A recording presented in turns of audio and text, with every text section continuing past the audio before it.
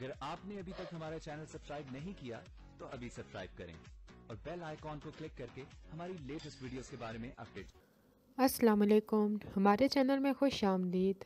लोग क्या कहेंगे ड्रामे का अगले एपिसोड का प्रोमो आ चुका है, जिसमें सबा लोगों की बातें सुन सुन के वो भी मीरा पे शक करना शुरू हो जाती है कि वो उसके शोहर को सुकून से रहने नहीं देती और उसने उसको अपने जाल में फंसा के रखा हुआ है।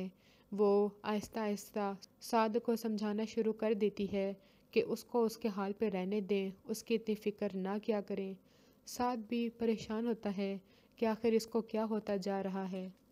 इसे पता भी है वो किन हालात से गुज़र रही है, मगर ये फिर भी ऐसे बातें कर रही है। सबा हमज़ा के घर जाके वहाँ पे ख़ुद उसकी फ़ैमिली से बात करती है और उन पे ज़ोर देती है कि वो जल्द अज जल्द मीरब की शादी हमज़ा के साथ करवा दें।